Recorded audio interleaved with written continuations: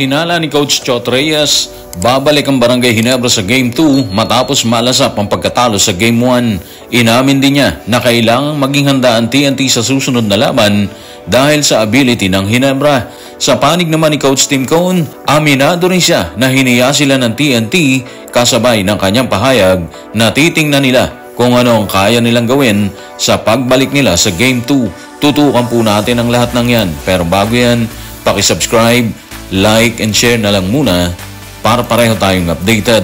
Sa interview ng media matapos matalo sa TNT Tropang Giga, inamin ni Coach Tim Cone na nahirapan sila sa depensang inilatag ng nasabing koponan. At ngayon, sa panig naman ni Coach Chot Reyes, tila ayaw naman niya magpakakumpiyansa kahit nasa kanila na ang momentum ng serye. Narito ang kanyang pahayag. Tutukan natin si Coach Chot sa report ni Ruben Terrado sa Spin. Sana masustain natin to. Isang laro pa lang yan eh. Alam natin na babalik ang Ginebra at gagawa ng kanilang adjustments. Kailangan nating maging handa para sa Game 2. Well, obvious naman na nasa kanila na yung momentum ngayon. Pero base sa kanyang pahayag, ayaw nilang magpakakampante talaga kahit pinahirapan nila ang Barangay Ginebra sa Game 1. Tama lang naman yon. Unang-una kasi, hindi mo pwedeng isang tabi ang ability ng Ginebra na humabol at pakainin ng alikabok ang kanilang kalaban, lalo na kapag naramdaman na nila yung never say die spirit na malimit nagdadala sa kanila sa tugatog ng tagumpay, hindi ba? Sa kasamaang palad, hindi natin talaga nakita yun sa unang laban nila ng TNT. Pero gano'n naman kasi laban di ba?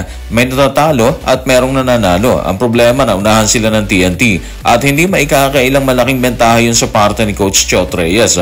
Kahit sabihin niya na isang laro pa lang yan, malaking impact nun. Gusto lang siguro ni Coach Chot na wag iparamdam sa team na may bentahe na sila para mas magpursige pa sila dyan. Ayaw niyang ilagay sa utak ng players niya yung panalo versus Ginebra kahit nasabihin na sobrang laki nun. Pero sa isang side, tama siya doon kasi isang laro pa lang naman yan At hindi dyan nasusukat ang tagumpay ng isang team talaga. Kailangan mong daanan at pulbusin ang kalaban ng 4 na beses para maideklara silang panalo talaga sa serye. Sa unang laban kung saan natalo ang Ginebra ay kitang-kita na nahirapan ang mga bata ni Coach Tim.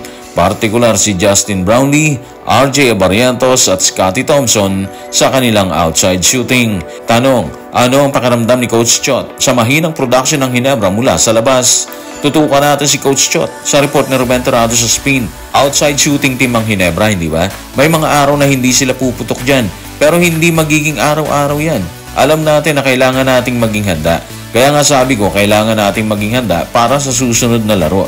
Alam natin kasi na hindi palaging ganun. Tama yung sinabi ni Coach Chot. Tama rin yung attitude, di ba? Hindi pwedeng araw-araw palyado yung Ginebra ni Coach Tim Cone. Pwedeng nabigo sila sa unang laban pero hindi mo pwedeng sabihin na mabibigo ulit sila sa susunod So ang bala ni Coach Chot sa isyong yan is maging handa ang team. Maging handa sa mga pasabog na ilalabas ng mga shooter ng Ginebra na sina Justin Brownlee, RJ Barrientos, Scotty Thompson at iba pa. Sa tingin ko mas concerned sila sa lagay ni Brownlee ngayon. Una, parang baluarte na kasi ni Justin ang 3-point area Yung 4-point area, questionable pa yan. Pero yung 3-point area talaga, kabisado na ni Justin yan. At nakita na natin dati na kapag kailangan ng Ginebra yung kanyang pagkamada sa area na yan, nakakagawa talaga siya ng paraan dyan. Dahil dyan, tingin natin, mas bibigyan ni Coach Chot ng mahigpit na depensa si Justin dito sa Game 2 para maiwasan yung pagkamada niya sa area na yan, sa 3-point area actually, di ba? Nung nakaraang laban kasi, 0-3 si Justin sa 3-point area. Pero katulad nung sinabi ni Coach Chot, hindi mo pwedeng sabihin na ganun ang stats niya araw-araw. Nung last game pa rin, inatasan ni Coach Chot si Pugoy para bantayan si Justin na sa tingin natin, naging successful naman kahit naka-score ang resident import ng Ginebra ng 23 puntos. Pero alam nyo ba sinabi ni Pugoy sa interview ng media?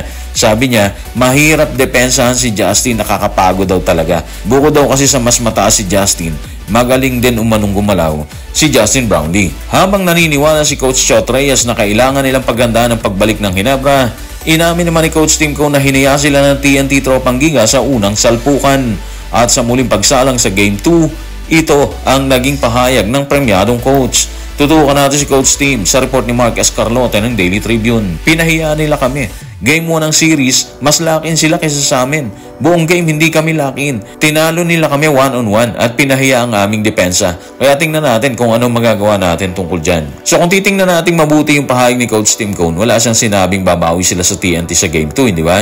Pero para sa akin, hindi na kailangan talaga na sabihin yun ni Coach Tim Cone. Tingin natin kasi, gagawin na lang nila yung kaya nilang gawin. Ibig sabihin, wala siyang ipinangako sa Game 2 or sa pagpasok ng Game 2. Pero ramdam mo yung determinasyon niya na maiwasan ng 0-2 pabor sa TNT. Yung sinabi niya titingnan nila kung ano magagawa nila, enough na sigurong statement yon para gawin ng Ginebra ang lahat ng kaya nilang gawin para maiwasan ang paglubog nila sa 0-2. Alam naman nila yan na mahirap malubog sa ganung sitwasyon, so mahirap maunahan ng dalawang magkasunod na talo. So ang nakikita talaga natin dito is pipilitin ng Ginebra na makuha yung Game 2 at posibleng magawa nila yan kung puputok talaga yung mga key player ng kupunan katulad ni Justin, Abarientos, Japet, Scotty at Stephen Holt.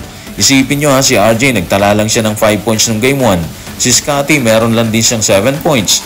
Tingin natin kung puputok silang dalawa kasabay ni Holt, ni Japet at ni Brownlee, maganda yung chance nila sa Game 2. Ang problema kung pumutok naman ulit silang batak sa TNT kasabay ni RHJ, ni Eram, ni Castro, Pogoy at ni Oftana, sigurado mahirapan ulit ang Barangay Ginebra dyan. Sa puntos pa lang yung pinag-uusapan natin Paano pa yung ibang departamento ng laban?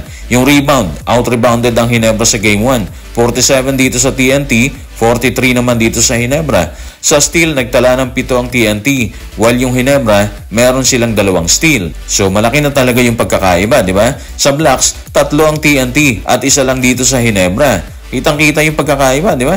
Bumawi naman ang Ginebra sa assist, meron silang 28 habang 70 naman dito sa TNT. So dito, malaki yung assist ng Ginebra kumpara sa TNT. Ibig sabihin, kung mapaplansya ng Ginebra yung mga lapses nila sa unang laban, kasama yung scoring, may chance sila dito sa Game 2. So guys, maraming salamat.